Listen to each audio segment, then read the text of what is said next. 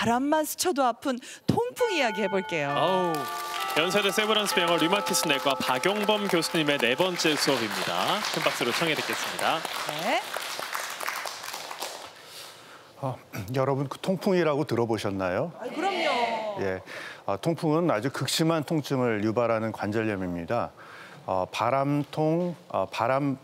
그 통풍은 아플 통, 바람풍자를 씁니다. 그래서 바람만 스쳐도 아프다고 표현하기도 하는데 통풍의 통증이 한 번 오게 되면 대개 한 2, 3일이면 좋아집니다. 일주일을 넘지 않기 때문에 대개 이제 진단이 참 어렵고 재발이 잦은 그런 편입니다. 최근에 이제 통풍 환자가 매년 증가하고 있는데요. 건강보험 심사평가원 그 자료에 의하면 이제 2010년도에 통풍 환자가 한 22만 명 됐었고 작년에 55만 명 환자가 병원을 찾았습니다.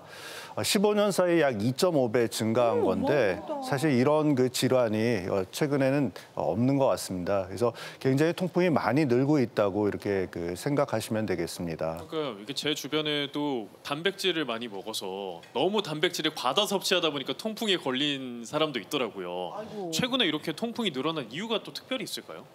통풍은 예전에 이제 예전에 아주 옛날에 그 귀족의 병이다, 왕족의 병이다 이렇게 얘기를 했었어요. 그만큼 기름진 음식 많이 먹고 술 많이 먹고 또 일 안 하고 그러면 이제 살찌잖아요. 그래서 비만이 되고 그러면 결국 혈중의 요산 수치가 높아져서 통풍에 걸리기가 쉽습니다.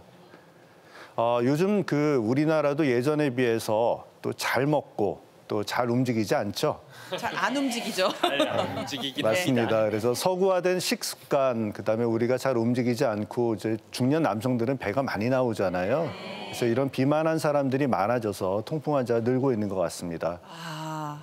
근데 아까 요로결석 수업 시간에도 막 요산 이야기 했는데 이 통풍이랑 이 요산이랑 이게 항상 이야기가 같이 나오더라고요. 이게 요산이 도대체 어떤 건가요?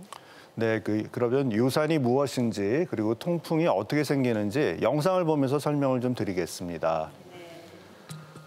우리 몸에 이제 음식물을 이제 섭취하게 되는데 음식물에 포함된 핵산의 일종인 퓨린이 생명 활동에 아주 필수적인 성분입니다.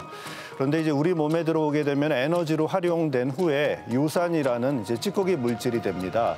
요산이 이제 신장을 거쳐서 소변을 통해서 배출이 되는데 이게 하지만 이제 소변에서 이제 요산이 아주 과도하게 유입돼서 배출되지 못하면 과포화 상태로 이렇게 관절에 쌓이게 됩니다. 이 고체 요산 결정을 만들게 되는데 이때 우리 몸의 백혈구가 요산 결정을 외부에서 온 침입자로 생각해서 공격을 하게 되면 관절에 염증 반응이 일어나고 이게 아주 극심한 통증을 일으키면서 통풍이라고 저희가 이제 부르는 병이 되겠습니다. 오늘은 막 그림만 봐도 너무 아프네요, 그래요. 진짜. 너무 이게 아파 보여. 찌꺼기 물질이 배출이 돼야 되는데 배출이 안 되고 쌓였을 때 그게 통풍이 된다는 거죠. 네. 그러면 바로 통풍이 이게 증상이 나타나는 건가요? 그러니까 이제 염증이 시작되면 바로 통증이 나타나는데요. 우선은 이제 퓨린 대사물이 요산이 된다고 말씀드렸잖아요. 그래서 처음에는 이제 무증상 단계로 시작을 합니다. 그래서 처음에 무증상 요산, 고요산 혈증이라는 1단계가 있고요. 말 그대로 요산 수치는 좀 높지만 증상이 나타나지 않은 상태에서 통풍이라고 생각하지 않은 분들이 많습니다. 대개 이제 정상 수치가 요산이 혈중에서 2에서 6 정도 되는데 남성은 7 이상, 여성은 6 이상 될 때 고요산 혈증이라고 합니다. 그래서 증상이 없기 때문에 건강검진을 통해서 저희가 건강검진 매년 받으시잖아요. 네. 요산 수치를 확인하는 게 중요합니다. 요거 그럼 소변 검사하면 나오는 거죠? 소변 검사 아니고 혈액 검사로 알 수가 있습니다. 그래서 이 시기에는 이제 체중을 좀 감량하고 또 술을 좀 덜 드셔야 됩니다. 절주. 많이 절주하시고 식습관 개선이 되면 통풍 진행 단계를 막을 수 있기 때문에 만약에 2단계에서 관리하지 않고 증상이 없이 이제 무심코 넘겼다가는 급성 통풍성 관절염이라는 이제 2단계로 넘어가게 됩니다.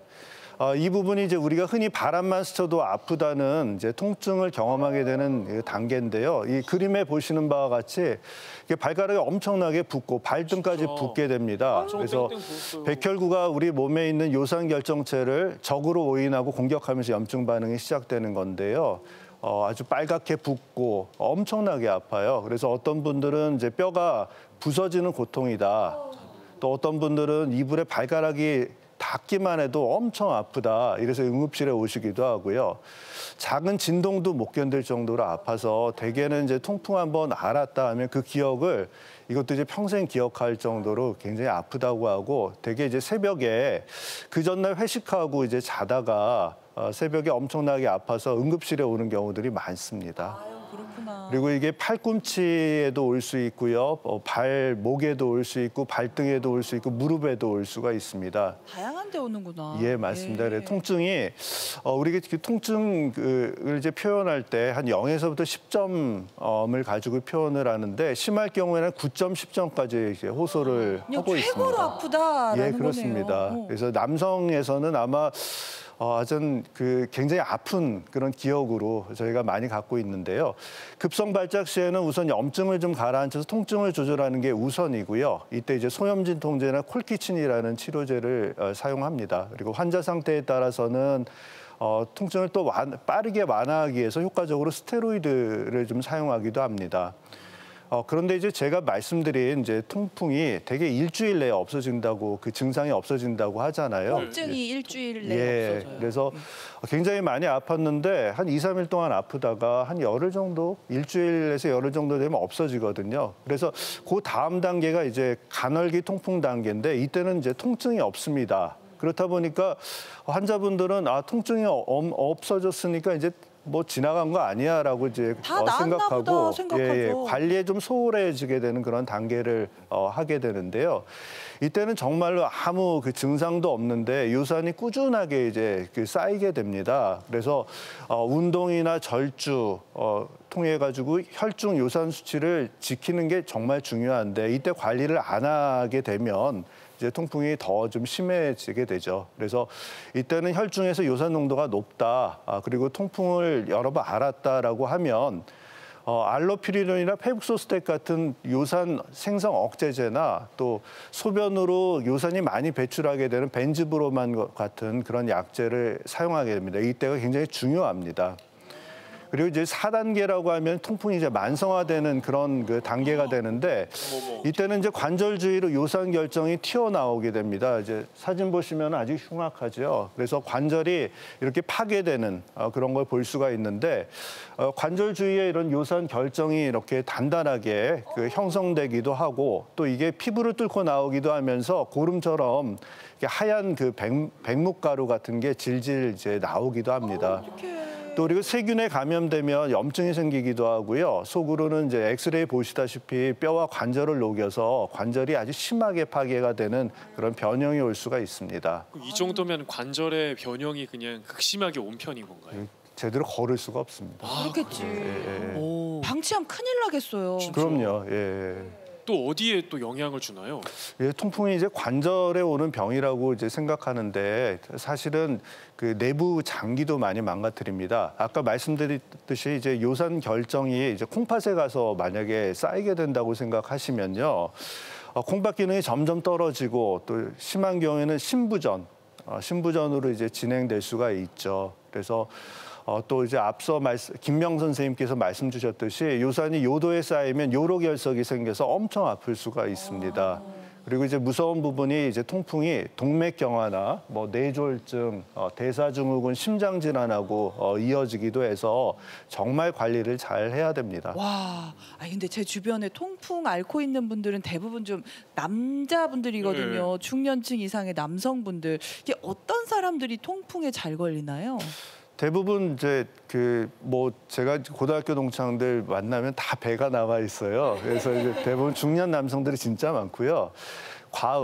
과식하게 되면 퓨린이 이제 몸에 많이 들어오기 때문에 아마 이게 요산을 많이 만들게 되는 것 같고 여성분들은 되게 젊었을 땐 잘 안 생기는데 에스트로겐이라는 이제 여성 호르몬이 대개는 요산 배출을 촉진하면서 여성분들은 통풍이 별로 없으시거든요. 그래서 보통 통풍 환자에게는 남성이 한 95%, 여성이 5% 정도 이렇게 추산을 하는데 폐경 후에는 이제 에스트로겐 호르몬이 감소하기 때문에 아마도 여성분이 폐경 후에는 통풍이 좀 많이 생기는 것 같습니다. 그리고 또 어떤 분들이 조심을 해야 될까요?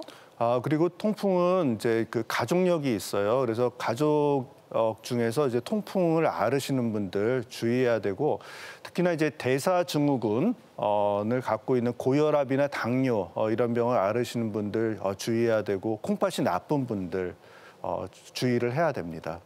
그렇군요. 진짜. 다음이라 그러면 과식을 안 해야 될 것 같은데. 예, 근데 통풍하면 제가 듣기로는 이렇게 맥주 마시지 마라. 네, 그러면은 맥주 좋아하시는 분들 막 소주 마실까 막 이런 이야기도 하시는데 예, 어떤 걸 조심해야 될까요? 예.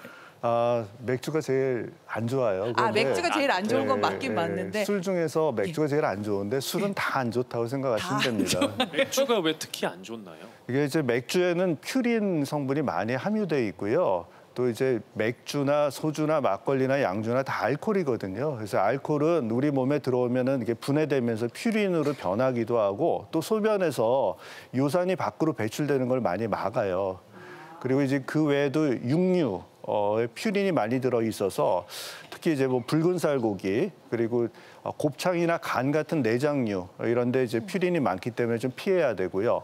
등푸른 생선이나 뭐 새우, 조개 같은 해산물 또 이게 많아서 좀 피하는 게 좋고 최근 들어서는 콜라나 사이다 같은 청량음료나 사과 주스에 그 플록토즈라는 그런 이제 액상 과당이 있어서 이것도 이제 피하는 것이 좋다는 그런 연구 보고들이 많이 있습니다. 저런 거 조심해야겠네요. 여기 예. 뒤에 나와 있네요. 술, 고기, 액상과당, 해산물. 회식을 하면 안 되겠다, 그렇죠? 네, 회식을 하면 안 되는데 제가 강조드리는 거는 약을 잘 드시면 회식하는데 아무 문제가 없어요. 그래서 병원에서 관리받고. 그 요산을 잘 조절하시면 일상생활하는데 아무 문제가 없습니다. 요산 관리가 제일 중요하네요. 네. 시청자 질문이 하나 들어왔는데요. 제가 질문만 봐도 대답이 벌써 예상이 됩니다. 아버지께서 통풍이 있는데 맥주를 끊는 것이 너무 힘들다고 하십니다. 무알콜 맥주를 드시는 건 괜찮을까요? 라고 하셨네요. 무알콜 맥주. 통풍이 있으면은 술은 안 드시는 게 맞고요. 근데 요산이 정말 잘 조절된다. 뭐 그런 경우라면 무알콜 맥주는 일반 맥주보다 퓨린 함량이 낮거든요. 그래서 이제 브랜드별로 차이가 있으니까 라벨에 저퓨린이나 무퓨린 이런 표시를 좀 확인했으면 좋겠습니다. 그러니까 소량 섭취는 대부분 문제되지는 않은데요. 요산 수치가 높거나 아주 자주 재발되시는 분은 피하는 것이 좋을 것 같습니다. 정말 중요한 거는 이제 꾸준하게 치료약제를 복용해서 혈중 요산 수치를 적절하게 유지하는 게 정말 중요합니다. 그래서 그렇게 되면 귀찮은 식단 관리 없이도 통풍 발작 없는 일상생활을 잘 영위하실 수가 있습니다. 네, 자, 좋은 말씀 잘 들었습니다. 네.